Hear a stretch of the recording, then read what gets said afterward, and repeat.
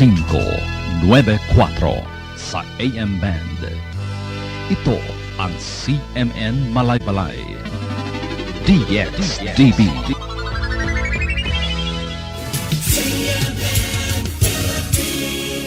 Member, kapisanan ng mga broadcaster ng Pilipinas. Maayong adlaw kaninyong tanan. Ilabi na sa atong mga suking tigpaminaw nga naminaw ni ining taknaa. Ang Palimani, usa ka programa nga gimugna sa Department of Education, Division of Malaybalay City, nga nagkahulugang Paminawa. Alang sa kasayuran sa tanan, ang Palimani inyong madungog sugod karong Oktubre 9, 2020.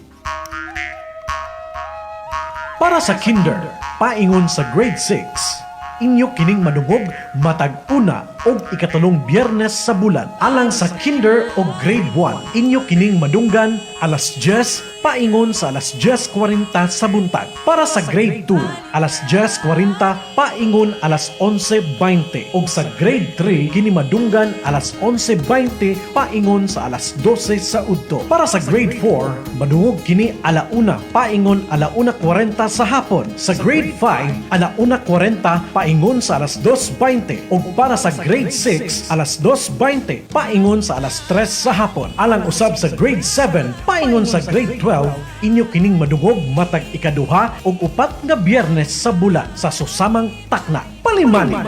Tara, maminaw ta og magtuon kita sa kahanginan. Bukid man o syudad, wala kayod ka na ibabag. Sa pag-eskwela nato, naghan kitang maghimo. Palimani, palimani, palimani.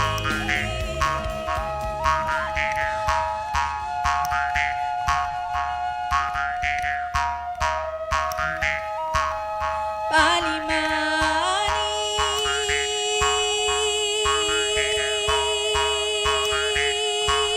palimani,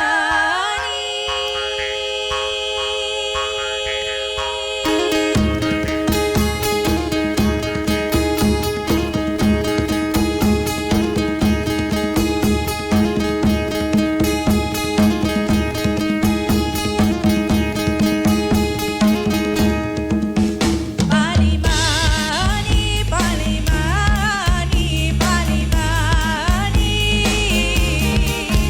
Palimani, palimani, palimani. Gantaong pagtagad ang atong edukasyon, bisan pa man og ingani ang atong sitwasyon karon. Sa atong pag-eskwela, dili kita mumiya, kay daghanang pamagi nga ato ang makita. Sa bukid man o syudad, wala kayod ka na ibabag. Sa pag-eskwela nato, daghan kitang mahimo. Palimani, palimani, palimani. Palimani, palimani, palimani.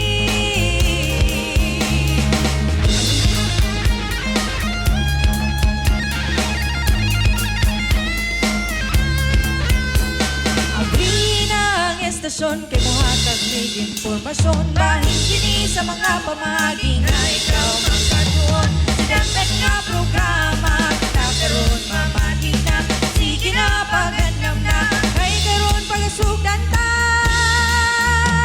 Sa bukid man o syudad, wala kayod ka na ibabag. Sa pag-eskwela nato, daghan kitang mahimo.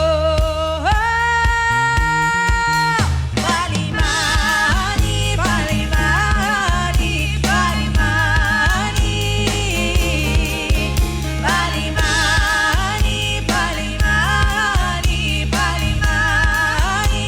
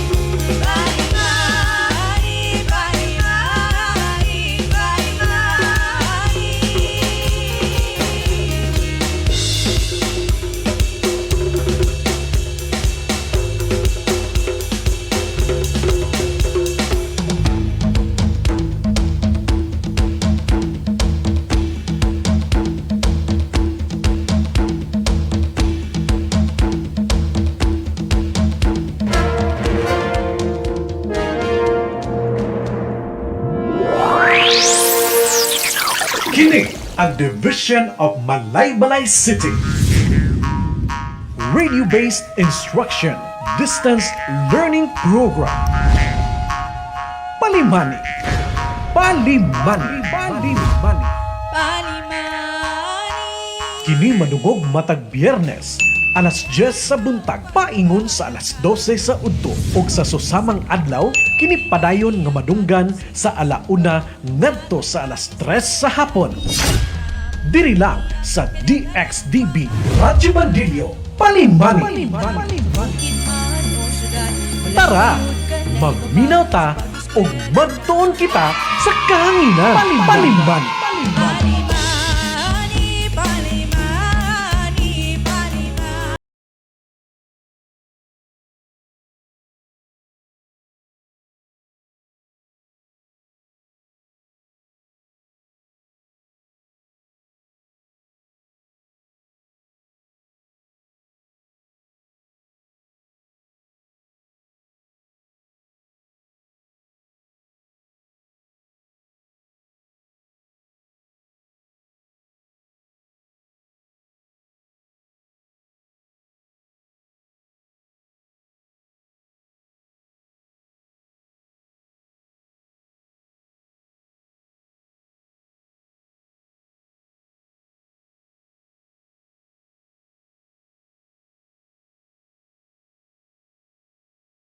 Valencia at Bukidnon. Ako ang inyong guro, si Teacher Angeline de los Reyes. At ako naman po, si Teacher Steve M. Nolada, na makakasama ninyo sa ating makabuluhan at masayang pag-aaral sa hapong ito. Handa na ba kayo? Ikaw, Mama, handa ka na ba? Oo, Sir Steve. Handang-handa na ako para sa ating aralin ngayon. Sila kaya, yung mga mag-aaral natin, handa na ba sila? Handa na ba kayo? Alam kong handang-handa na ang ating mga mag-aaral, Sir Steve, sa kanilang tahanan. Sapagkat ang ating pakikinggang kwento sa hapong ito ay tiyak na magbibigay ng magandang aral sa lahat ng tagapakinig. Nako, Ma'am Ann, marapat lamang na makinig ng maayos ang lahat sa masayang talakayan sa kwento sapagkat may mga layunin na kailangang maabot pagkatapos ng episode na to. Tama, Sir Steve. Pagkatapos ng talakayan ay inaasahang masagot ang mga tanong sa napakinggang kwento at tekstong impormasyon. Pangalawa, malaman ang iba't ibang suliraning pangkapaligiran na kinakaharap ng bawat barangay at panghuli, Sir Steve, matalakay ang mga posibleng solusyon sa mga suliraning kinakaharap. Nakaka-excite naman ang ating talakayan ngayong hapon, Ma'am Ann. Oo. Ngunit bago tayo magsimula, inaasahan kong nahanda na ang ating mag-aaral sa ikasampung baitang ang kanilang papel o kwaderno at lapis o ballpen. Sana din ay komportable kayo sa inyong kinauupuhan at ihanda ang inyong mga sarili. Makinig ng mabuti at magtala ng mga mahahalagang impormasyon mula sa kwentong inyong napakinggan. Tama. Kung kayo ay may katanungan o may gusto kayong ibahagi tungkol sa ating aralin, maaari inyong i-text ang numerong 0965-602-7138. 0965-602-7138. Maaari nyo ring ipadala ang inyong mga katanungan sa ating official Facebook page, DepEd Malaybalay RBI Program, at sa himpilang ito, DXDBAM 594 Radyo Bandilyo. Pwede rin ninyong isearch ang aking Facebook page, i-type lamang Teacher Angeline. Live na live po tayong lahat at maaari nyong i-comment sa comment section ang inyong mga mensahe tungkol sa ating pag-aaral ngayong hapon. Tama! At huwag kayong mag-alala dahil uulitin namin ang mga tanong at sasagutin namin ang inyong mga katanungan pagkatapos ng kwento. Pero bago ang lahat, ibibigay ko muna ang mga katanungan.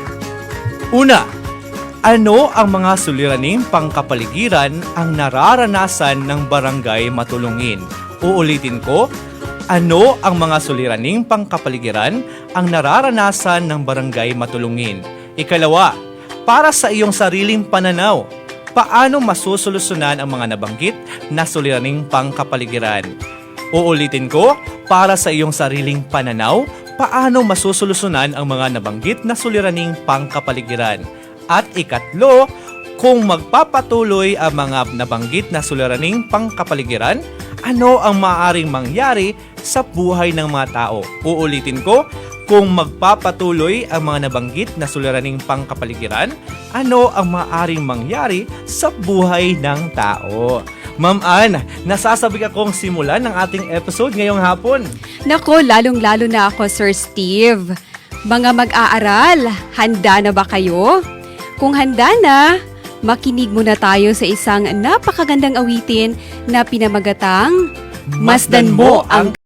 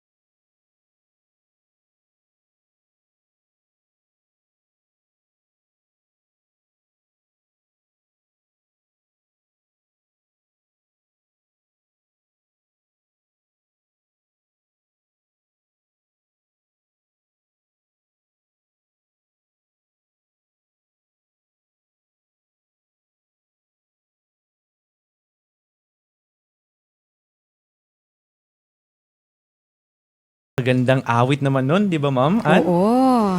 Punong-puno talaga ng aral at mensahe hindi lang sa ating mga guro, at mga mag-aaral natin na nanonood, kundi sa lahat ng tao na nakakarinig sa ating radyo ngayon, di ba? So ngayon naman, pakinggan natin ang ating kwento na Pinamagatang Ang ang hamon Hamon ng ng Barangay. barangay.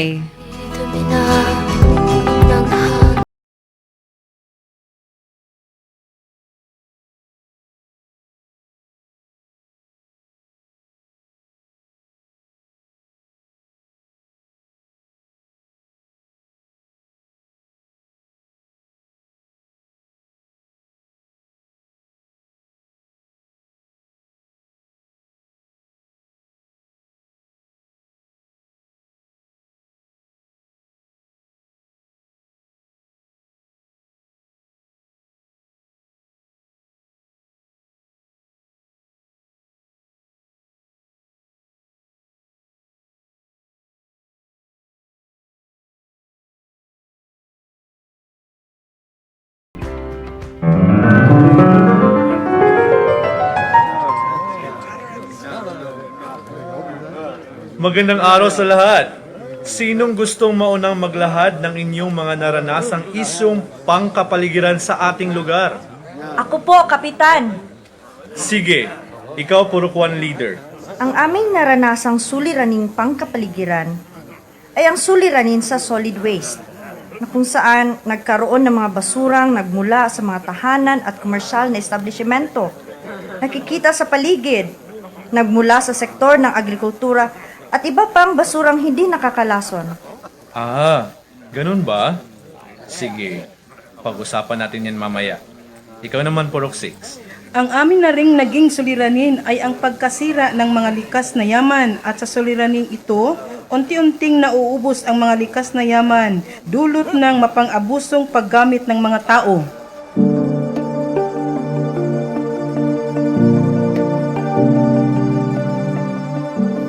Malungkot rin na nagbahagi ang leader ng Purok 10 sa suliraning pangkapaligiran na kanilang naranasan.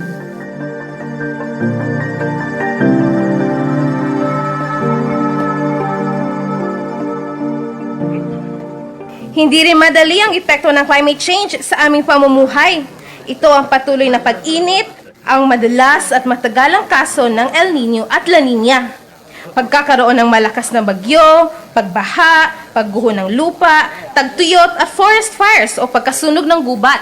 Maraming salamat sa inyong paglahad sa suliranin sa ating kapaligiran ngayon at natitiyak kong nakinig ng mabuti ang lahat. Kaya, sa puntong ito ay pakikinggan naman natin ang paliwanag ng CDRRM Coordinator sa mga maaaring gawin upang mabigyan ng solusyon ang mga nailahad ninyong suliranin sa inyong purok.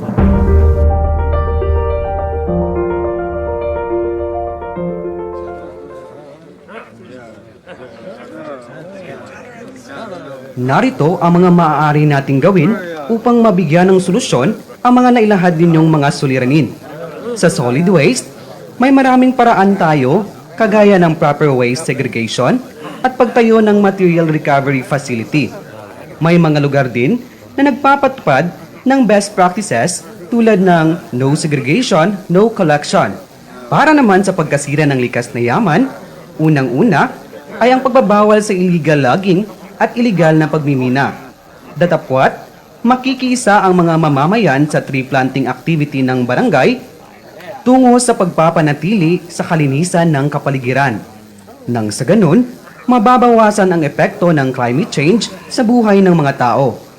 Kaya, hinihikayat ko ang lahat na magtulungan tayo para sa kabutihang panlahat. Kung tutuusin mga kabarangay, nasa kamay natin ang solusyon ng mga nabanggit na suliranin. Ang pagiging responsable at may disiplina sa sarili ang higit na kailangan. Ang simpleng pagtapon ng basura kahit saan ay makaaapekto sa buong bahagi ng mundo. Salamat po sa inyong karagdagang impormasyon. At ito ay may malaking maitulong sa amin para masolusyonan ang aming suliraning kinakaharap.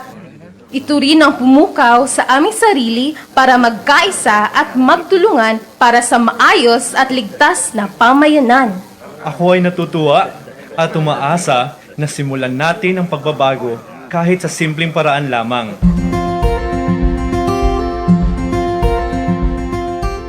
Matagumpay na natapos ang pagpupulong at puno ng kaalaman ang bawat isa.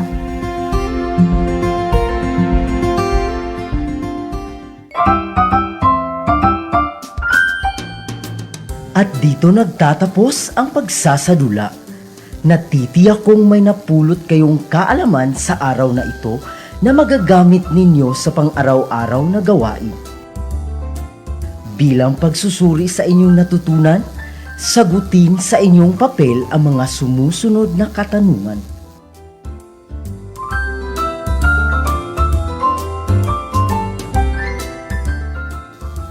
Una, ano ang mga suliraning pangkapaligiran ang nararanasan ng barangay Matulungin?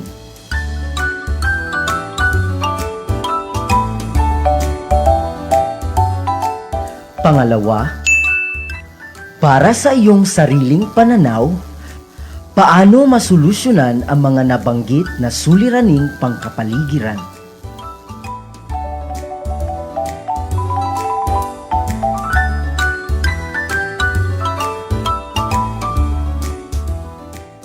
Pangatlo, kung magpapatuloy ang mga nabanggit na suliraning pangkapaligiran, ano ang maaaring mangyari sa buhay ng mga tao?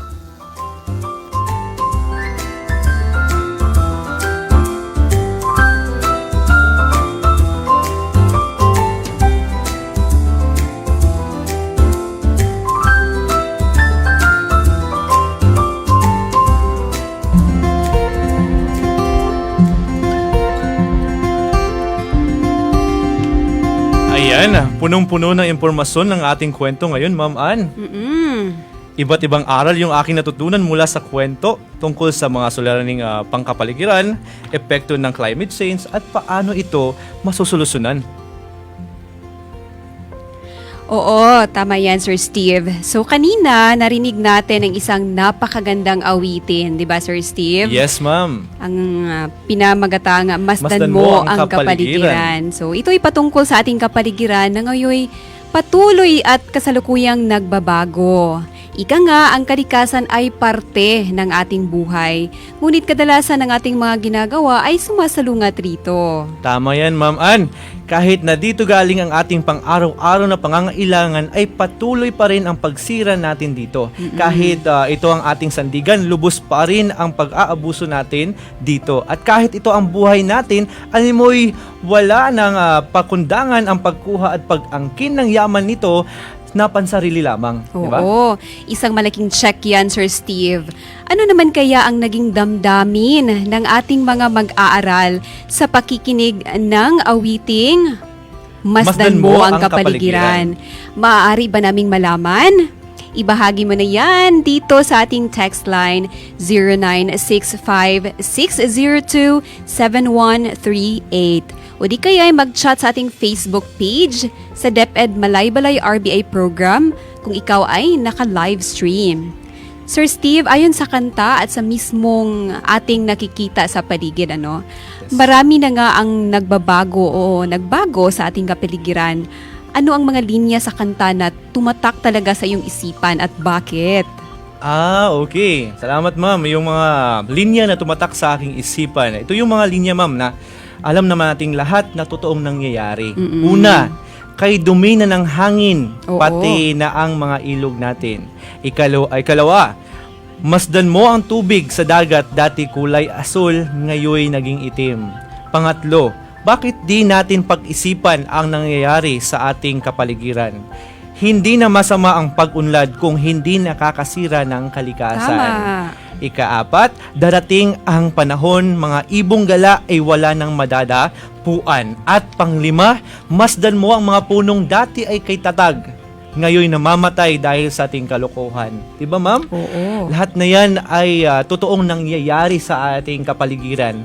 At tayo ring mga nagbubuhat ng sariling dating bangko darating ang panahon na wala nang matitira sa kalikasan kung patuloy ang paggawa natin ng hindi karapat-dapat dito. Di malayang mangyaring mawalan tayo ng tirahan kung di tayo magtutulungan sa pagpigil dito. Di ba, ma'am? Tama yan, Sir Steve. Nako, talagang nakakalungkot talagang isipin ang mga bagay na iyan, ano? Kaya ikaw na nakikinig ngayon, lalo na ang ating mga mag-aaral, gusto kong masdan mo ang iyong kapaligiran, ating kapaligiran sa kasalukuyan. Ano ba ang mga problemang iyong nakikita? May magagawa ka ba rito?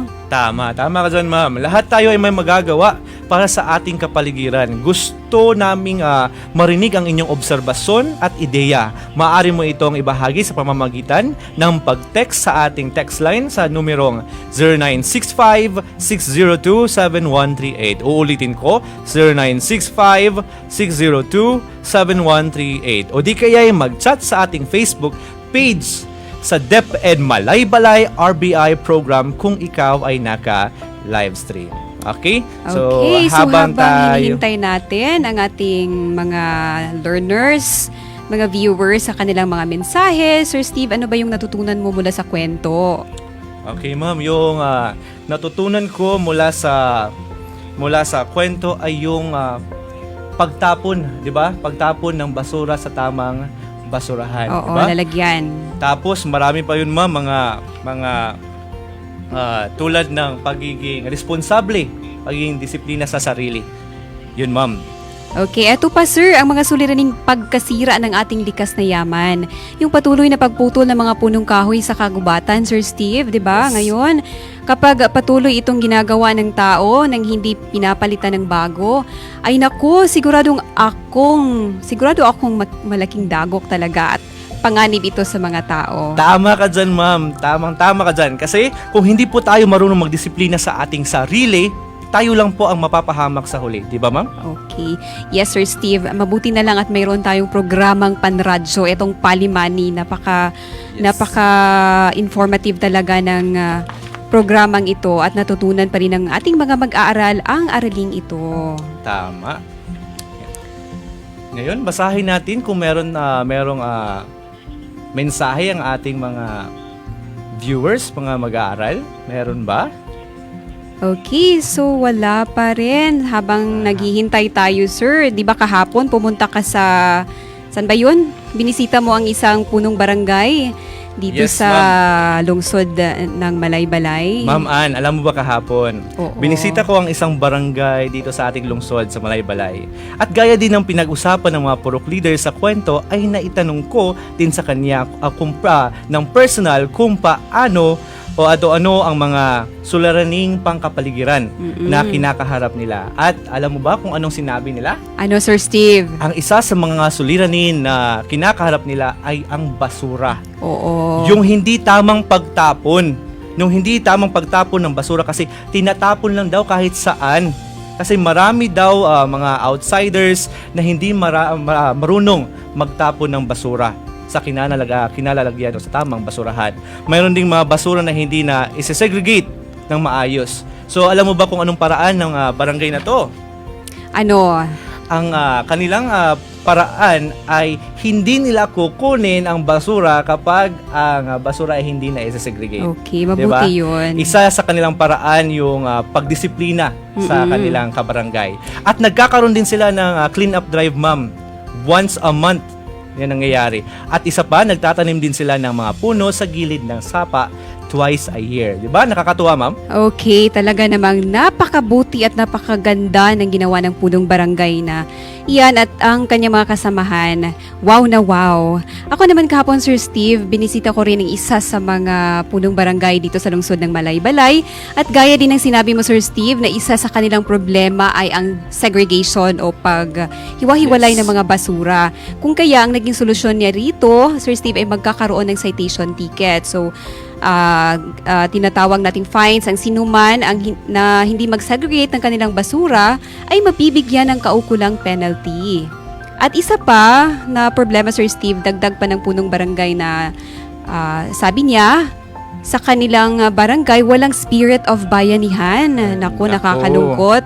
Na siyang dapat sana ay napaka-importante na sa isang barangay. Di ba, Sir Steve? Tama ka dyan, ma'am. Napaka-importante talaga ng spirit of bayanihan. Kasi napakahalagang magkaroon ng pagtutulungan ang bawat tao sa isang barangay. Kasi para na din sa kanilang ikabubuti. Di ba? Okay. So, magbabasa muna tayo, Sir Steve, ng Sige.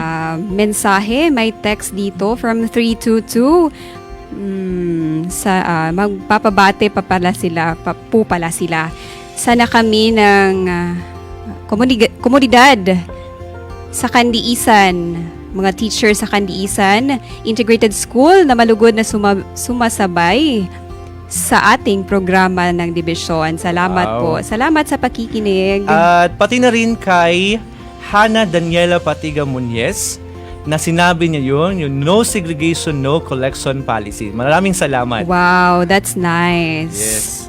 'Di ba? Yung ibang mga paaralan ay nagpapatupad ng Claygo. Yes, 'di ba? very good. Ano ba Tama yung ka ibig dyan, ma'am. sabihin ng Claygo, sir?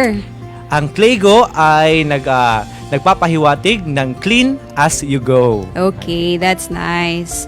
So, ang ating Department of Education, Sir Steve, o DepEd, ay lalo na ang ating dibisyon sa Malaybalay, kasalukuyang nagsagawa ng isang napakagandang programa para sa ating kalikasan. Ito ay tinatawag na Institutional Conservation of Forest o Icon of Forest. Wow. Layunin ng programang ito, Sir Steve, na magtanim ng mga native trees o fruit trees sa mga paaralan. Ang mga fruit trees kasi ang magsisibing pagkukunan ng pagkain sa panahon ng kalamidad. Samantala ang mga native trees naman ang siyang tutulong upang ma-recover at mapalawak ang tahanan ng mga threatened species ng mga tanim at hayop. Tama ka dyan, ma'am. At ito ay talagang isang napakagandang proyekto ng ating dibisyon.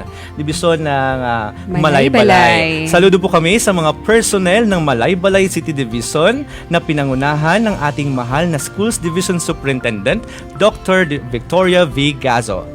Sapagkat inilaan talaga nila ang 3:00 ng hapon bawat Biyernes sa pagtatanim at pag-aalaga ng kahoy sa paligid ng Division Office. Ma'am, alam mo ba, sa aming school, sa Apo Makuti National High School, pinangunahan din ng aming school head na si Ma'am Gemma Maramba ang pagtatanim ng kahoy. Meron kaming 150 seedlings na itinanim na mga iba't ibang uri ng kahoy. Meron yung fruit trees at meron ding mga native trees para din lumago at yumabong pa ito sa hinaharap. Yes, nakaka-inspire naman yan, Sir Steve. So, si Ma'am at Sir nga nagtatanim ng mga punong kahoy, ano? Ikaw na nakikinig ngayon, makikiisa ka ba sa pag-aalaga ng ating kapaligiran? Sana naman lahat tayo makialam. Tama ka dyan, ma'am. Saan ba patungo ang mundo kung patuloy pa rin ang tao sa pagwawalang bahala sa mga nangyayari sa kapaligiran, di ba? Kaya hindi na nakapagtataka kung dumaranas tayo ng mga kalamidad. Totoo nga ang kasabihang, kung ano ang itinapon ng tao sa kapaligiran, ay siya ring babalik nito sa tao. O maybe, mas matindi pa. Di ba, ma'am? Oo, tama. Tapos, at kung hindi pa rin tayo matututong pangalagaan at protektahan ng kalikasan, ay baka magising na lang tayong wala na ang mundo. At kung wala na ang mundo, saan na tayo? Diba? Saan na nga ba? Ngunit hindi pa huli ang lahat, Sir Steve, di ba? May panahon at paraan pa upang maagapan ang patuloy na pagkasira ng ating mundo. Ang panahong ito ay ngayon. Ang bawat isa ay may malaking maiambag sa pagbuti ng kalagayan ng kapaligiran. Magagawa natin ito sa pamamagitan ng mga sumusunod. Okay, una, paggamit ng enerhiya sa tamang paraan. Ikalawa, pagbabawas o pagtigil sa paggamit ng mga plastic o mga hindi nabubulok na mga gamit. Ikatlo, pagtatanim ng punong kahoy. Ikaapat, pagbabawas sa paggamit ng papel. Ikalima, pagbabawas sa paggamit ng mga sasakyan at marami pang ibang paraan. Diba? Okay, so may text tayo, Sir Steve, from 079.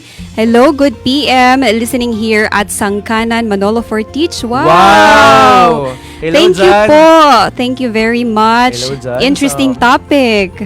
Okay, Baconges listening. Wow. Yes, DM Baconges listening. Thank you so much, taga Manolo Fortich, Bukidnon. Maraming salamat sa panunood at pakikinig. Okay, may mga chat ba tayo dyan, Sir Steve? Okay. Meron ba tayong mga chat dito? Okay. Pwede kayong mag-share ng inyong mensahe, obserbasyon sa inyong mga barangay. Kung gusto niyo mag-share, So, comment dagdag- lang sa Oo. aming programa. Yes. Dagdag ko lang, Sir Steve, dapat talagang magtulungan tayo at suportahan ang ating pamahalaan sa pagpapatupad ng mga programa at mga proyekto para sa pangangalaga at proteksyon ng ating mga likas na yaman at kapaligiran. Tama ka dyan, Ma'am. Okay? Sa ganitong paraan ay dahan-dahan, kung hindi man agaran o tuluyan, maibabalik pa rin natin sa dati ang mundo. Tama ba? Okay, tamang-tama. Okay? Okay, may katanungan, Sir Steve. Okay? Ano man? Isang texter. Bakit mahalagang itapon ang basura sa tamang basurahan? Okay. Bakit mahalagang itapon ang basura sa tamang basurahan? Dahil sa pagtatapon sa tamang basurahan ay isa sa mga maaambag natin sa ating kalikasan. Dahil dito, mas maiingatan at mapapahalagahan natin ang ating kapaligiran. Tama, isang malaking check. Ma'am, meron din tayong text galing kay 526. Bakit mahalaga ang pagtanim ng mga puno? Okay, bakit nga ba?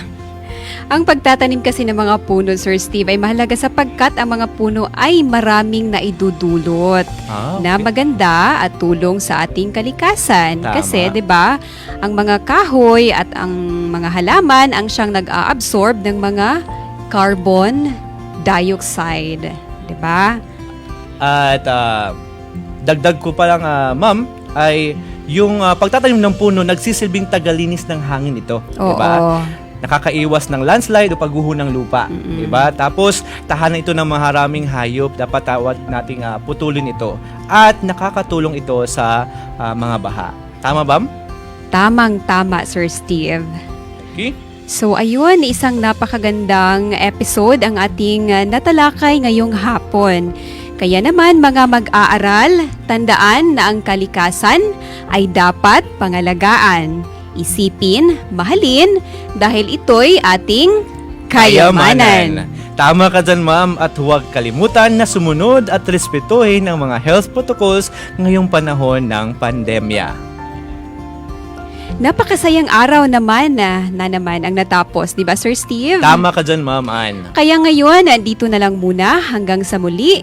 Naway pagpalain tayong lahat ng Diyos at huwag kalimutan, sa parehong istasyon, Parehong oras, at parehong boses. Ako po si Teacher Steve M. Nolada. Ako naman po si Teacher Angeline B. De Los Reyes, Na nagsasabing, sa bawat hamon, merong nakalaang solusyon. Magandang hapon!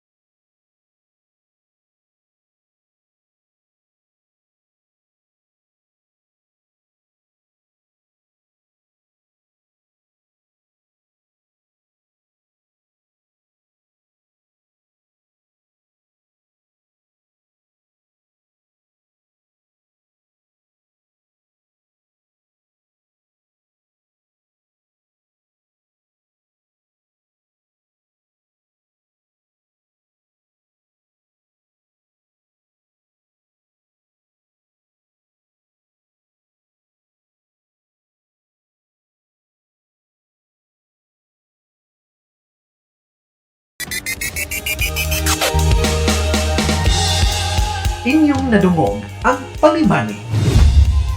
Gihatod kaninyo sa Department of Education, Division of Malaybalay City. Atangin ang sunod nga hugna sa atong programa. Daghang salamat.